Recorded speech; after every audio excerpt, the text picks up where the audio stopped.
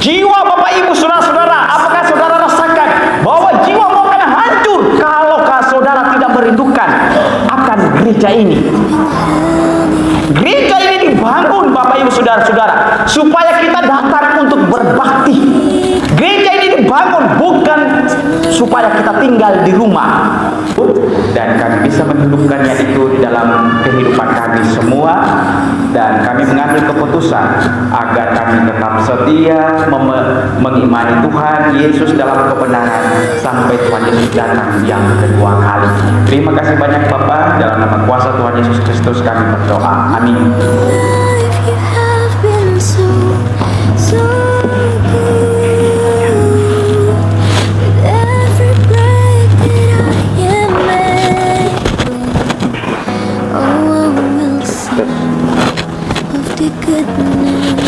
Baik, salam kasih, shalom Bapak Ibu saudara-saudara sekalian.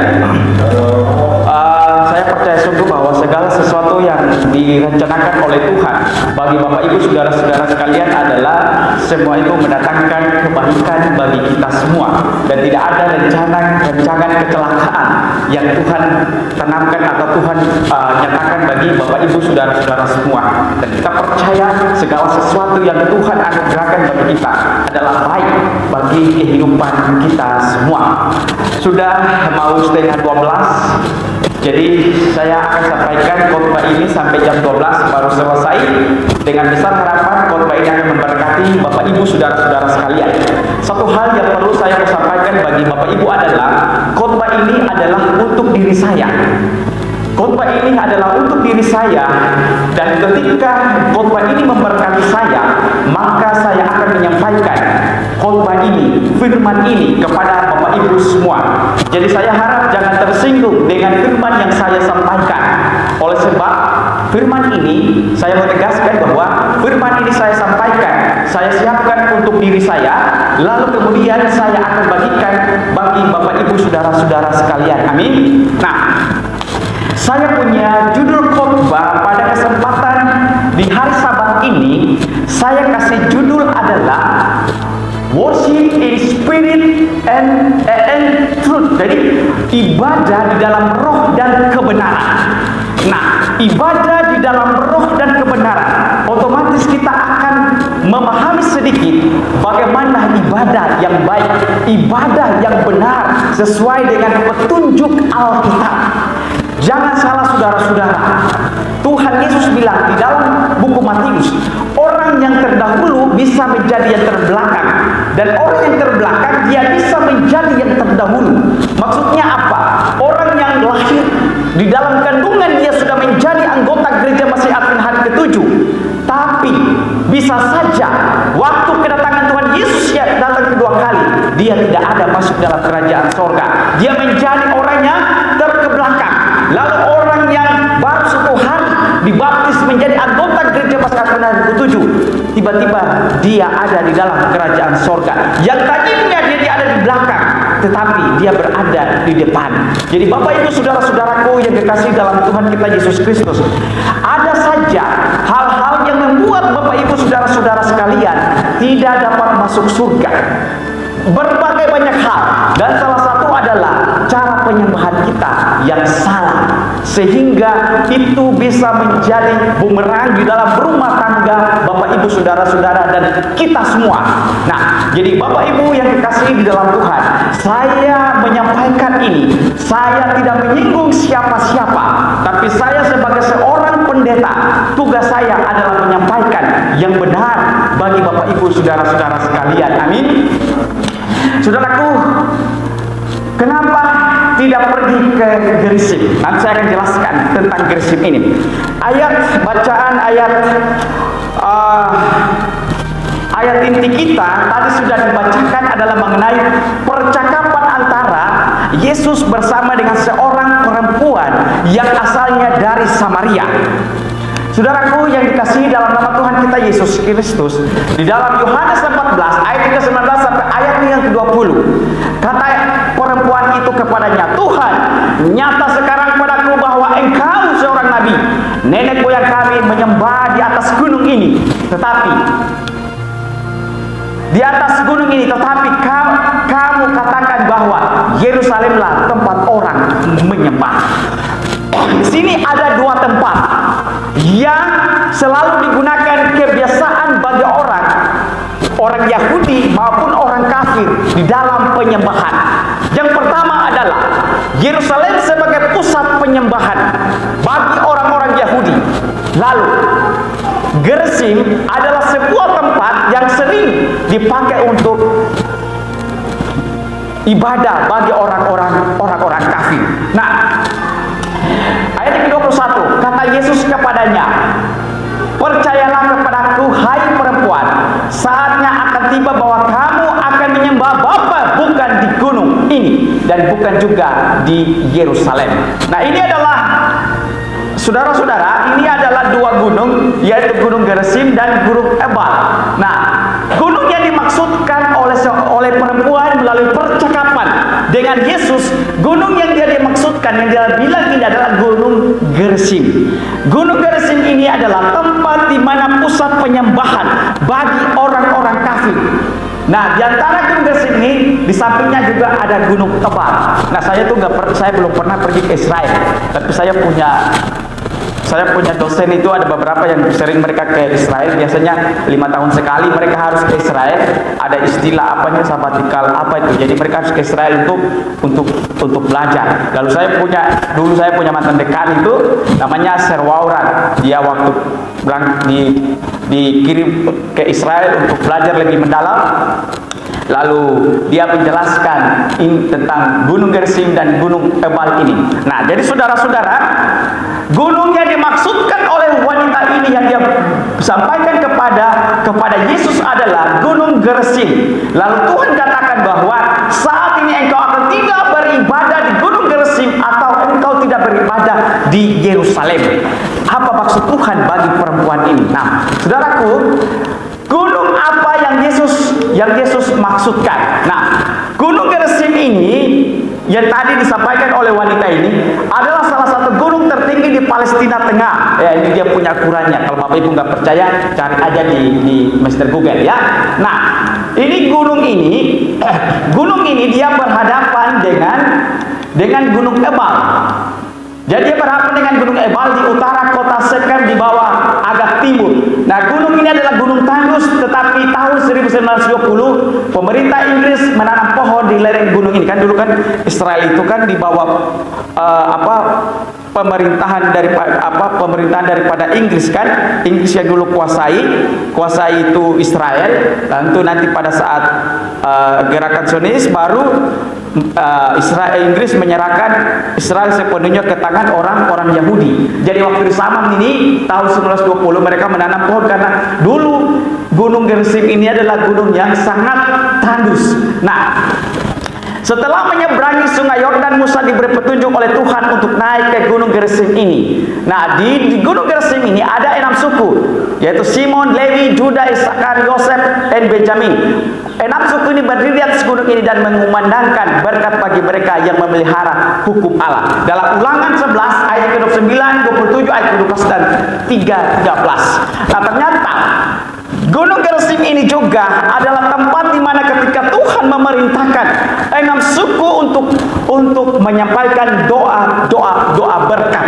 Nah, Bapak Ibu yang diberkati dalam Tuhan, orang Samaria mengakui bahwa Gunung Gerizim adalah gunung kudus bagi mereka.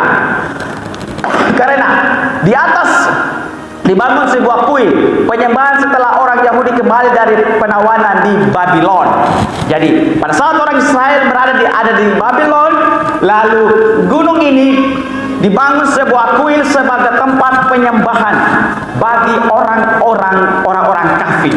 Nah, jadi Bapak Ibu, di dalam tradisi kekristenan ada menurut Josephus, Josephus ini adalah salah satu bapak gereja. Dia bilang bahwa ini dibangun oleh Sanballat pada zaman Alexander the Great. Nah, lalu Yohanes 4 ayat yang ke-23. Tetapi saatnya akan datang dan sudah tiba sekarang bahwa penyembah-penyembah benar akan menyembah Bapa dalam roh dan kebenaran, sebab Bapa menghendaki penyembahan demikian. Nah, inti daripada pekabaran firman Tuhan yang sahabat ini adalah saya mau mengefresh akan otak dan pikiran Bapak Ibu Saudara dan saya, kita semua, agar kita memaknai penyembahan yang benar, penyembahan yang sesungguhnya sesuai dengan Alkitab dan Roh Nubuat. Oleh sebab ada cara-cara cara-cara yang salah yang kita sering lakukan di dalam perbaktian. Saya ingat waktu saya masih di Ambon itu, kalau orang masuk gereja, sepatunya kalau bunyi, apalagi ibu-ibu kan, ibu-ibu kalau pakai hak tinggi kan, kalau bunyi tuk tak sudah ditegur itu. Sahabat depan nggak boleh lagi pakai sepatu itu, pakai sepatu yang lain, nggak boleh bunyi tuk tak, nggak boleh. Waktu kami di Unclub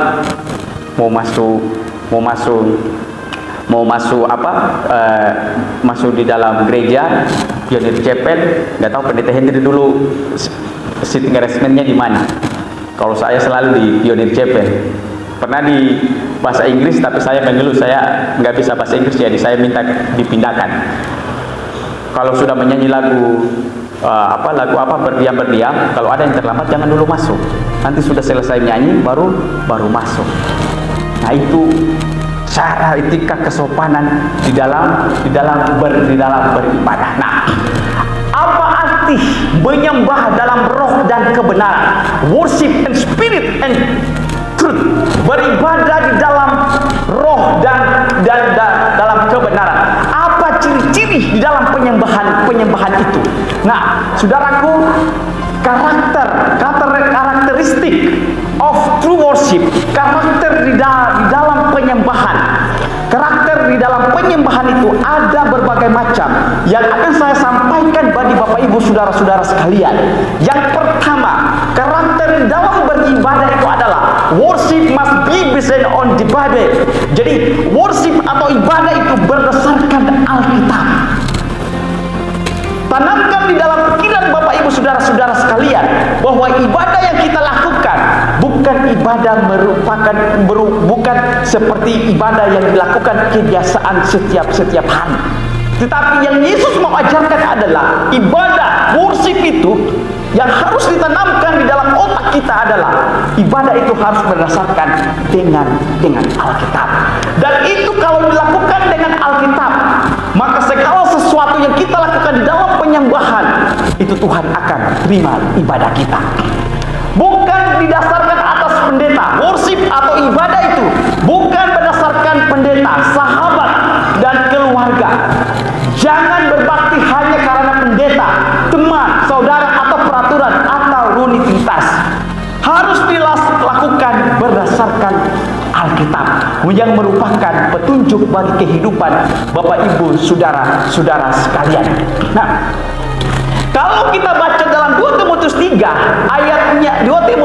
ayatnya yang kelima, ini kalau kita lakukan penyembahan itu melalui berdasarkan rutinitas atau berdasarkan aturan atau teman atau pendeta, maka ini dalam 2 Timotius 3 ayat yang kelima dia bilang apa? Secara lahiriah mereka menjalankan ibadah mereka, tetapi pada hakikatnya mereka memungkiri kekuatannya. Jauhilah mereka itu. Kita datang beribadah, oke. Saya tahu hari Sabat, saya datang beribadah, saya berkumpul, saya datang. Tapi saudara-saudara, otak dan pikiran saya ada di luar. Saya mengingat, saya jam 3 ini mau pergi bekerja. Saya jam 4, saya jam 2, saya mau pergi ke sini, saya mau pergi ke sana, saya ada urusan dan sebagainya. Nah, saudaraku yang dikasihi dalam Tuhan, 2 Timotius 3 ayat yang kelima bilang apa? Secara lahiriah mereka menjalankan ibadah. Lahiriah itu apa? Dia bilang apa? Dalam kamus besar bahasa Indonesia bilang lahiriah yang artinya adalah bersifat lahir dan tampak. Jadi hanya dia datang supaya orang lihat, dia ini rajin datang ke gereja, dia ini rajin datang beribadah. Tapi nggak sadar bahwa itu hanya bersifat lahiriah saja, tampak supaya orang lihat. Supaya apa? Ada kesan bahwa orang ini sangat suci lah, seperti begitu. Nah, Bapak Ibu saudara-saudara yang diberkati di dalam nama Tuhan kita Yesus Kristus, worship itu jika didasarkan atas Alkitab, maka akan selalu ada kerinduan untuk datang beribadah. Itu kalau berdasarkan Alkitab, segala urusan-urusan kita di hari Sabat kita akan singkirkan dan kita datang beribadah. Amin Bapak Ibu.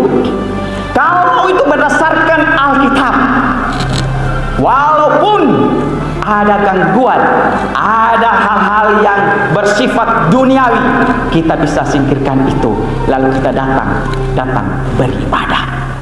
Saudara yang dikasihi di dalam nama Tuhan kita Yesus Kristus, Mazmur 84 ayat 2 dan ayat yang ketiga, betapa disenangi tempat kediaman-Mu ya Tuhan semesta alam. Jiwaku hancur karena merindukan pelataran Tuhan. Kita sudah bahas ini di pelajaran sekolah Sabat kan? Ini adalah kerinduan daripada Bani Korah, yang mana mereka ini adalah tugas untuk memain musik. Mereka ini biasa ada di depan Ka'bah karena terbiasa berada di rumah Tuhan. Maka Bani Korah ini merasa susah kalau satu hari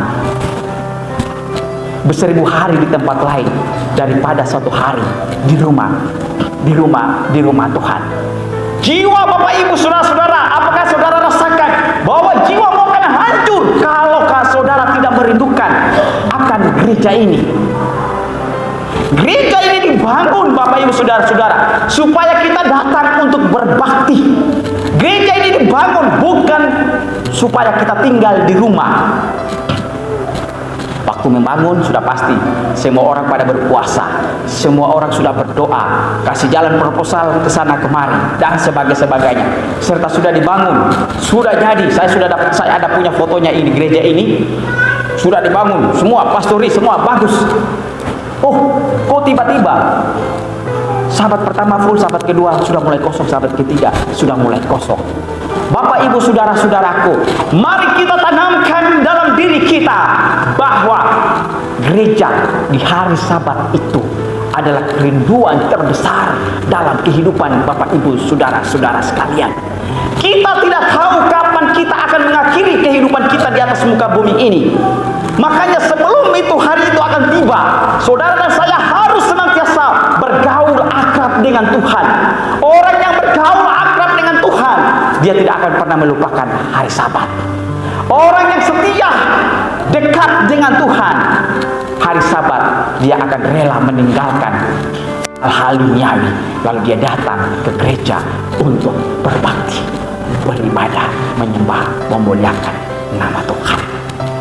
Bapak Ibu jangan pikir saya datang di hari Sabat supaya saya diberkati. No, saudara harus berpikir saya datang berbakti pada hari Sabat karena Tuhanku Yesus senantiasa memberkati saya. Dia sudah dahulu memberkati hidup saya. Nafas kehidupan Dia masih kasih sampai saat ini.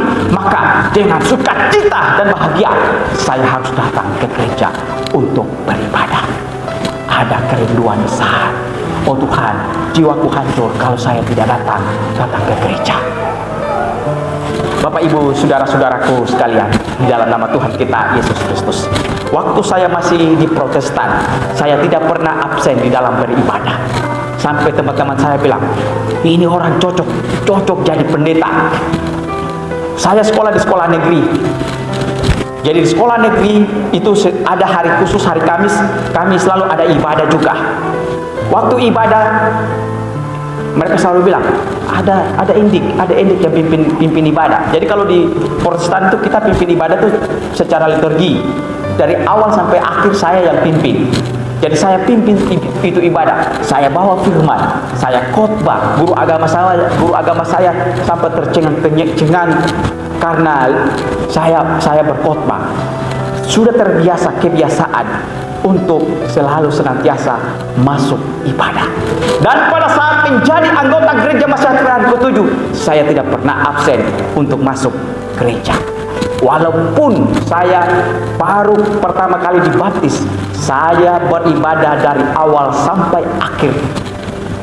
Sampai tutup Sabat saya ada di gereja. Walaupun pertama baptis, besoknya masih ada makan daging babi sedikit. Itu kan masih baru, masih awal-awal kan. Tapi saya terbuka sama pendeta, saya didoakan, lalu saya nggak lagi. Nah, jadi saudara-saudaraku yang diberkati dalam nama Tuhan kita Yesus Kristus, setiap saat saudara harus tanamkan dalam hidup kita rasa ada kekosongan yang terjadi di dalam diri kita kalau kita tidak datang ke gereja. Terus kalau datang ke gereja, kita beribadah. Kalau diskusi sekolah sahabat, jangan sok pintar. Jangan sok pintar. Seakan-akan saudara menganggap bahwa saudara paling pintar di atas muka bumi ini. Lalu saudara menganggap bahwa apa yang saudara sampaikan itu yang paling benar lah, yang paling benar. Bahaya kalau begini, Bapak Ibu saudara-saudara, bisa stres. Itulah sebabnya saya berdoa 2 tahun depan atau 3 tahun depan pendeta Hendri yang pindah di sini ya.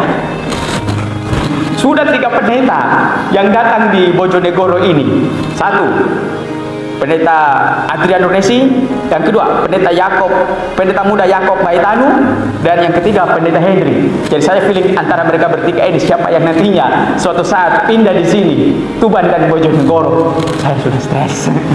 Baru 3 bulan sudah stres hadapi Bojonegoro. Jadi Bapak Ibu saudara-saudaraku yang sekalian, dimanapun saudara berada, selagi masih bisa melangkahkan kaki saudara, selagi masih bisa berjalan, datanglah ke gereja. Amin Bapak Ibu. Jangan hari Sabat kita tidur di rumah.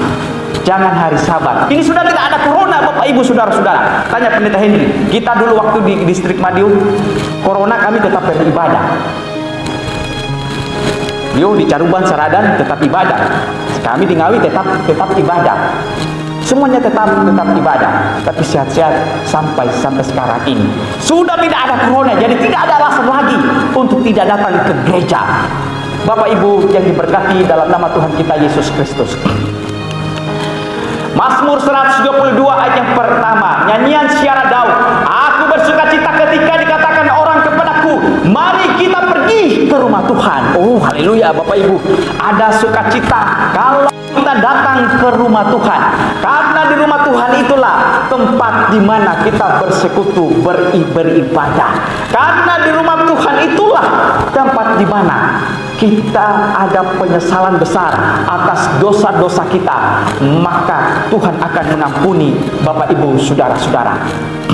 Di grup alumni saya, ini grup alumni yang khusus yang masih muda. Ini pendeta-pendeta Tamatan Ungklab yang masih muda yang bertugas di Konferensi Jawa Kasan Timur. Karena pendeta Hendrika sudah anak 2, jadi nggak dimasukkan di dalam grup. Saya yang adminnya. Jadi saya hanya kasih masukan yang masih muda. Kami pernah bahas begini.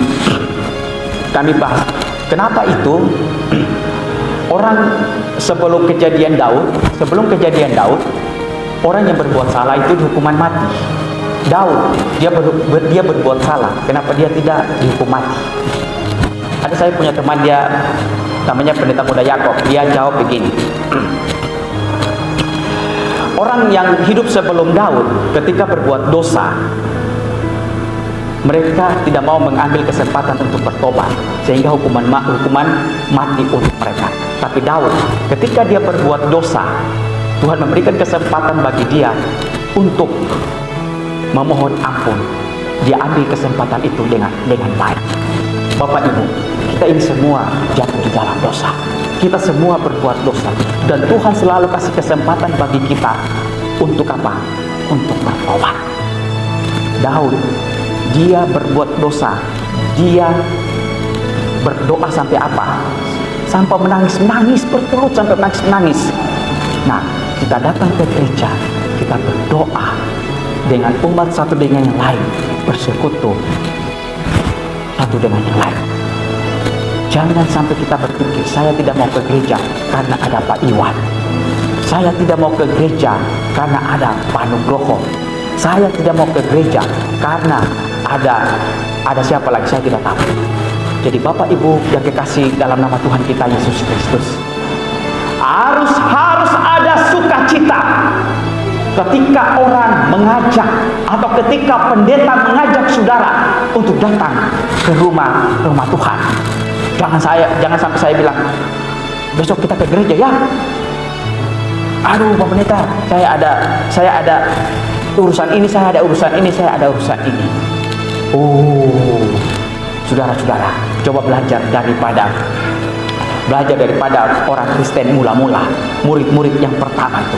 Mereka bersekutu, lalu apa? Mereka beribadah sama-sama. Saudaraku yang dikasihi di dalam nama Tuhan kita Yesus Kristus, karakter daripada ibadah yang benar itu adalah, yang pertama adalah ibadah itu harus didasarkan oleh Alkitab. Dan yang kedua, ini Bapak Ibu, harus ini berdasarkan apa? Otak. Bisa bahasa Inggris? Baca dulu ini. Pak Pendeta nggak bisa bahasa Inggris. Ya kamu pintar. Ini harus pakai ini Bapak Ibu saudara-saudara. Jangan pakai ini. Jangan pakai ini. Saya dulu nge-gym. Saya dulu ini suspek Bapak Ibu. Saya dulu nge-gym, otot-otot saya dulu tuh naik. Suspek semua. Tapi serta corona berhenti, langsung jadi gendut. Jadi one pack. Saudara-saudara, ibadah itu harus pakai akal pikiran yang sehat, bukan pakai otot kita. Nah, Keluaran 3 ayat yang 5. Tanggalkanlah kasutmu dari kakimu, sebab itu adalah tempat di mana engkau berdiri, itu adalah tanah yang kudus. Ini adalah ketika Musa dia datang menghadap kepada siapa? Kepada Allah. Tempat di mana dia injak itu adalah tempat yang kudus. Jadi dia harus tinggalkan kasut itu. Untuk kita nggak seperti orang Islam, masjid lepas alas kaki, kita pakai sepatu ini semua. Itu menghormati apa? Di dalam gereja itu harus kita menjaga kesucian di dalam beribadah. Mulai dari apa? Dari sepatu kita. Dari sepatu kita. Jangan sepatu kita kotor, lalu kita masuk ke gereja, akhirnya gereja jadi kotor lagi. Jaga kebersihan maksudnya di situ, Bapak Ibu Saudara-saudara sekalian. Nah, Habakuk 2 ayat 20, tetapi Tuhan ada dalam bait-Nya yang kudus, berdiam dirilah di hadapannya ya segenap Tuhan itu hadir di dalam peribadatan. Makanya ibadah itu jangan sampai huru hara. Ibadah itu jangan teriak-teriak. Kalau khotbah dengan suara lantang nggak apa-apa, tapi sekolah sahabat dengan teriak-teriak nggak boleh. Jangan seperti Bapak Saragi ya. Kita kembali lagi ke Bapak Saragi. Kok kenapa ya Bapak Saragi selalu di otak saya? Saudaraku yang dikasihi dalam nama Tuhan kita Yesus Kristus, Dobin adalah salah satu komentar Alkitab. Dia bilang begini, worship is self. Jadi worship itu kalau dilakukan dengan akal pikiran yang baik dan didasarkan kesadaran diri dari kehadiran daripada Allah. Maksudnya adalah kita harus menyadari bahwa ibadah itu ada kehadiran Allah di dalam ibadah. Makanya Tuhan bilang apa? 1-2 orang berkumpul di dalam beribadah menyebutkan nama Tuhan lewat ibadah. Di situ Tuhan akan hadir.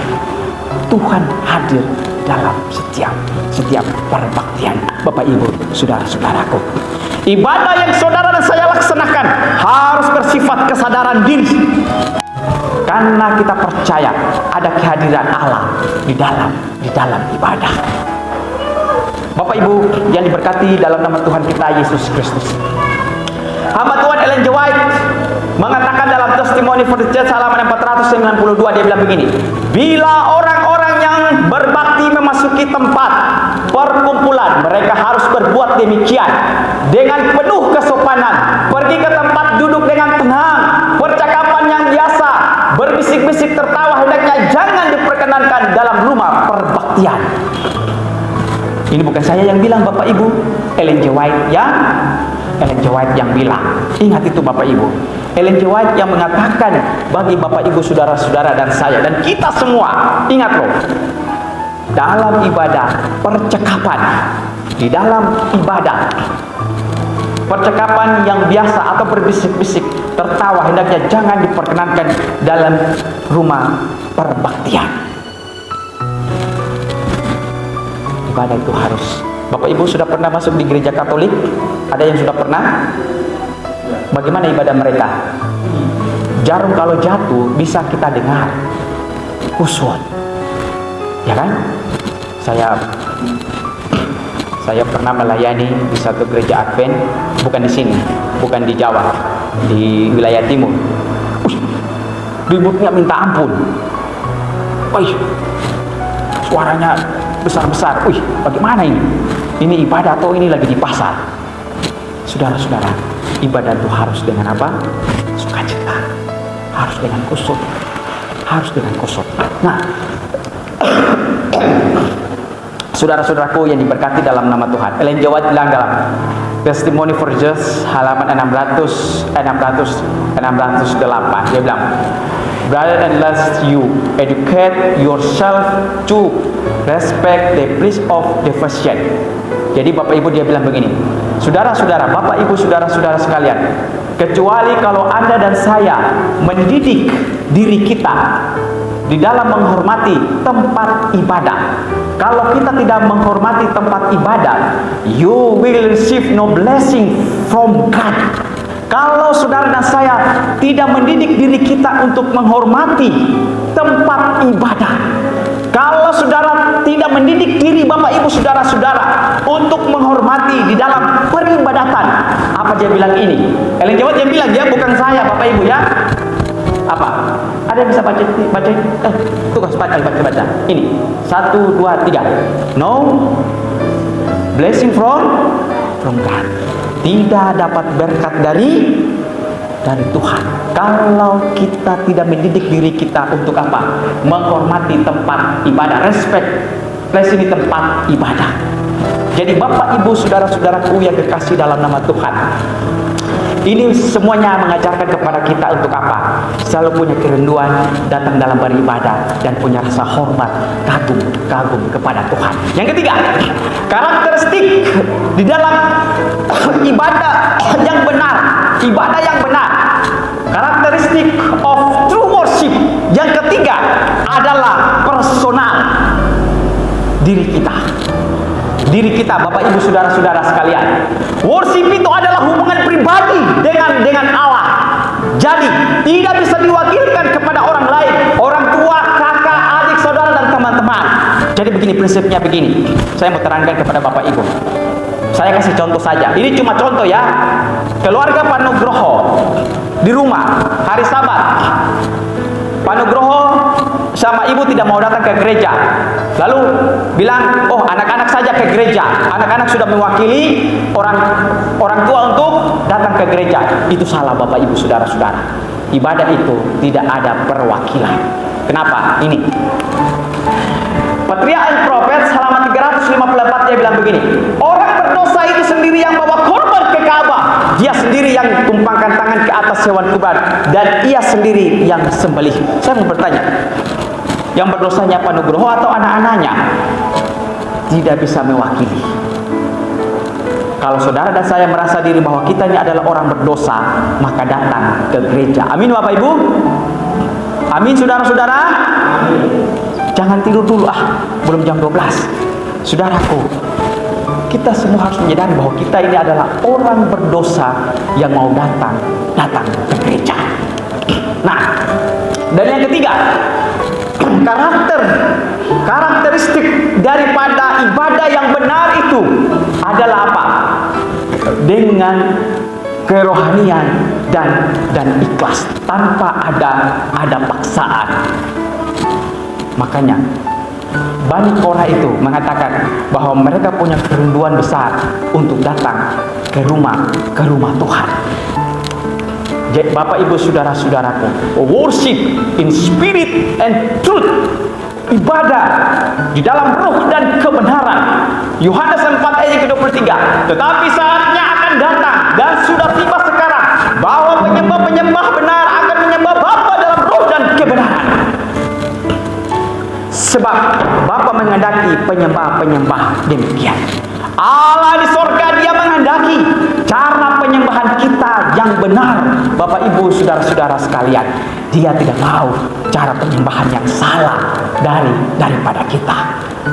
Saudaraku yang dikasihi dalam nama Tuhan kita Yesus Kristus, arti daripada penyembahan yang benar bagi kehidupan kita, dalam kehidupan kita Bapak Ibu Saudara-saudaraku, di dalam Babel Commentary volume 5 halaman 540, dia mengatakan kepada kita Bapak Ibu Saudara-saudara bahwa ibadah itu di dalam pikiran kita bukan berdasarkan emosi, tetapi itu berdasarkan prinsip kebenaran di dalam hati kita.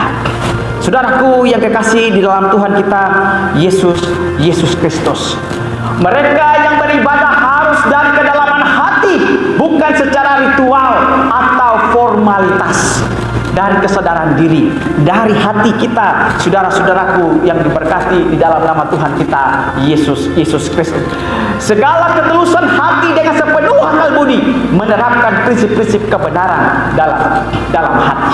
Saudara,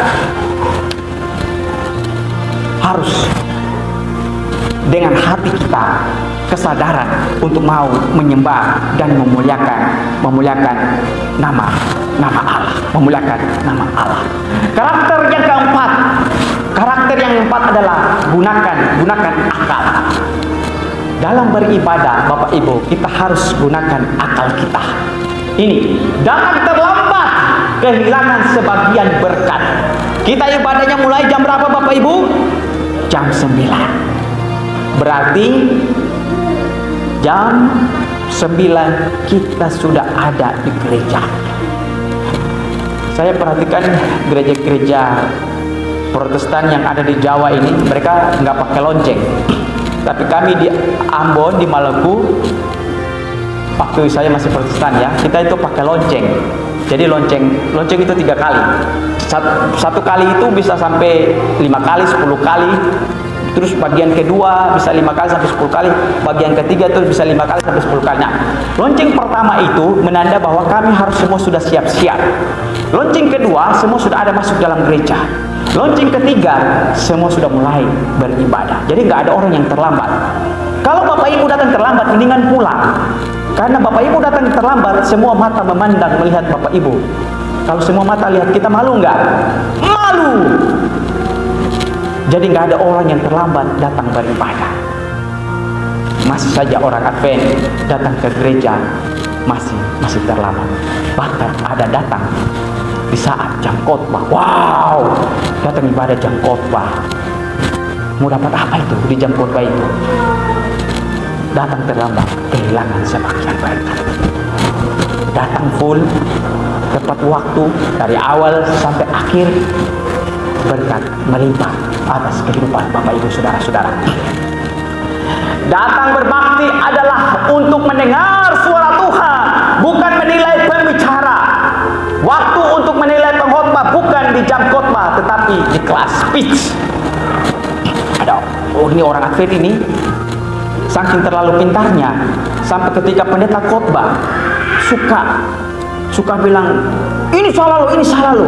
Wah, saya ini kuliah, saya belajar Alkitab, belajar bahasa Alkitab, masih dibilang salah.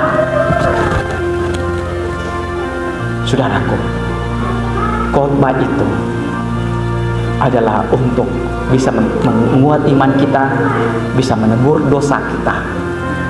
Kalau saudara merasa saudara pintar, bukan saudara segap enaknya mau mengkritik khotbah seseorang.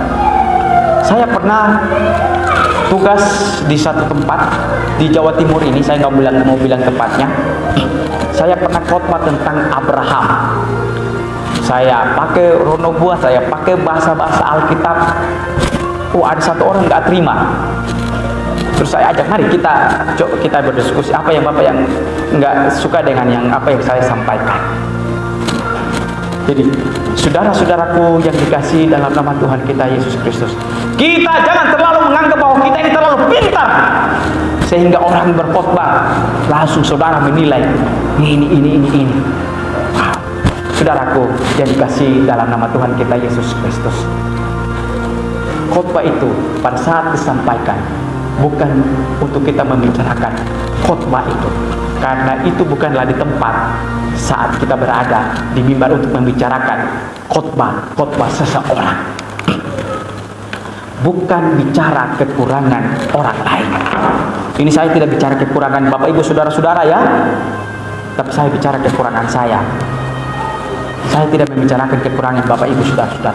Apa yang saya sampaikan ini adalah dari lubuk hati saya yang paling dalam. Untuk apa? Untuk kita semua benar-benar menjadi setia. Bukan bicara soal bisnis. Saudaraku, kenapa tidak perlu pergi ke Gerizim, tempat ibadah yang diadakan oleh seorang perempuan Samaria ini? Yohanes 4 ayat 21 kata Yesus kepadanya, "Percayalah kepadaku hai perempuan, saatnya akan tiba bahwa kamu akan menyembah Bapa bukan di gunung ini dan bukan juga di Yerusalem." Kenapa bukan di Yerusalem, Bapak Ibu? Yerusalem adalah pusat ahli-ahli Taurat dan orang-orang Farisi yang melakukan peribadatan secara formalitas saja, asal melakukannya saja, asal-asalan saja. Makanya Tuhan mengajarkan, Tuhan bilang pada wanita ini, kamu tidak akan pergi beribadah ke Gerizim, kamu tidak akan pergi beribadah di Yerusalem. Kenapa? Karena Yerusalem itu hanya adalah merupakan tempat penyembahan yang formalitas saja. Bapak Ibu, indikasi pada abad kedua Kaisar Roma hadir mendirikan kuil untuk dewa Zeus di Gerizim ini. Nah, bekas pintu tembaga yang tangga yang terbuat dari 1.500 marmer peninggalan Ka'bah Yerusalem digunakan kembali di gunung Gerizim ini. Gerizim menjadi pusat penyembahan berhala. Makanya Tuhan katakan dia, kamu tidak akan menyembah, kamu tidak akan datang beribadah di Gerizim, merupakan pusat penyembahan berhala ini. Bapak Ibu, apakah ada berhala di kalangan umat Advent zaman sekarang? Ada Bapak Ibu? Oh ada, banyak. Berhala ada di dalam rumah tangga kita. Berhala ada di dalam kalangan umat Tuhan. Ellen G. White bilang dalam testimoni 609, dia bilang, Israel modern berada dalam bahaya yang lebih besar karena melupakan Allah dan dituntut kepada penyembahan berhala ketimbang orang-orang di zaman purbakala. Banyak berhala yang disembah bahkan oleh mereka yang mengaku apa? 1, 2, 3 pemelihara hari Sabat. Jangan marah saya loh, marah Ellen G. White, jangan marah saya ya. Kalau saudara mau marah, saudara silakan marah. Hamba Tuhan Nyonya Putih, Ellen J. Putih, White kan putih kan? Marah beliau, tapi jangan marah saya. Oh, terlalu banyak berhala-berhala di dalam keluarga kita, Bapak Ibu saudara-saudara. Ini, apakah berhala umat Advent sekarang? Patriarch and Prophets halaman 309, dia bilang begini, apapun yang ada pada kita, yang mana kita menaruh rasa cinta kita melebihi daripada kasih Tuhan dan pelayanannya Allah, itu kita sudah membuat apa? Membuat dewa atau berhala. Ini God dalam huruf kecil artinya dewa. Jadi gini, maksudnya begini, apapun yang ada pada kita, kalau kita menaruh perhatian totalitas bagi benda-benda demikian, yang mana mengurangi kasih kita kepada Allah, itu adalah berhala. Saya lagi mencintai HP saya daripada mencintai Tuhan, itulah berhala, Bapak Ibu saudara-saudara. Saya lebih mencintai pekerjaan saya daripada ibadah, itulah berhala di kalangan umat Advent. Saudara, berhala itu, ini bisa example ya, example itu contoh, bisa pakaian, bisnis, sport itu apa? Olahraga ya. Entertainment itu bersifat TV, film, HP dan sebagainya. Oh, ada anak muda yang hobi nonton film Korea. Kamu suka nonton Korea? Enggak. TV itu bisa jadi berhala, HP itu bisa jadi berhala, pakaian itu bisa jadi berhala, olahraga pun juga bisa jadi berhala. Makanya saya sudah berhenti nge-gym, saya sudah berhenti badminton, main futsal kadang-kadang. TV saya nggak nonton karena parabolanya rusak, makanya nggak bisa nyalain TV. Nanti Pak Nugroho sumbang di parabola satu ya, biar kita menonton bareng di sini, bercanda aja. Bapak Ibu, inilah merupakan contoh-contoh berhala di dalam umat Advent. Bapak Ibu, saudara-saudara, dalam Habakuk 2 ayat yang ke-20, mari kita baca sama-sama. 1, 2, 3. Tetapi Tuhan ada di dalam bait-Nya yang kudus, berdiam dirilah di hadapannya yang segenap. Saya senang sekali dengan lagu ini, lagu Sio nomor 408. Berdiam, bisik pun jangan. Berdiam, dengar Tuhan berfirman. Berdiam, suci rumahnya. Tenangkan langkahmu, dengar sabdanya. Berdiam dan berdoalah. Di sini bagaikan Firdaus rasanya.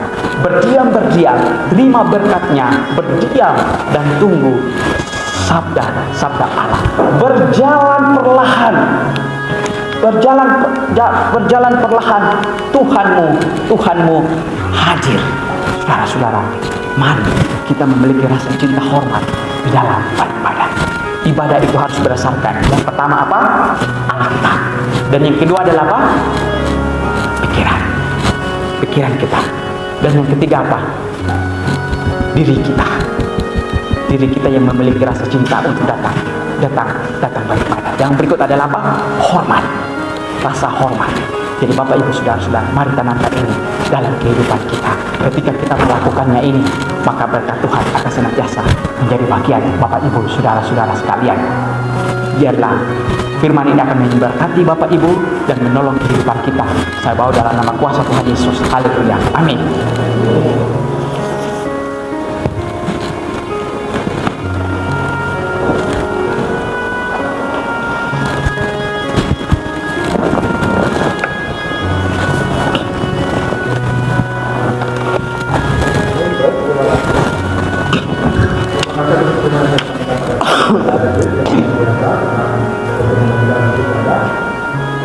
Untuk ibadah kita, mari kita menyanyikan lagu Usia nomor 200.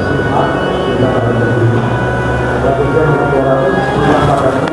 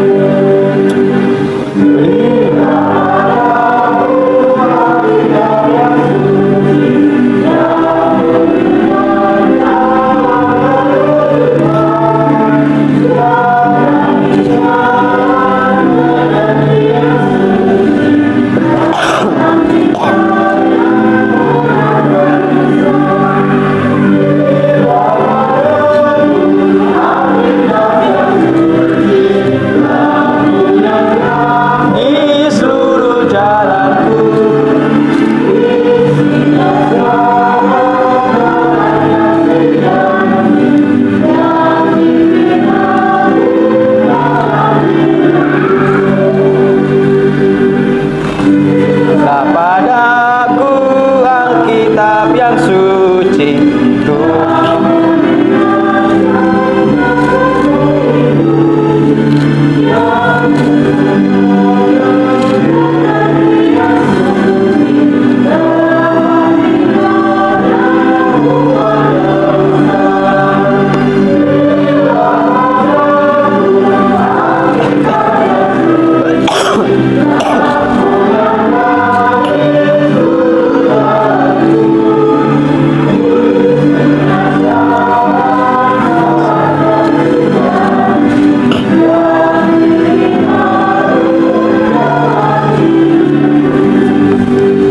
Mari kita berdoa.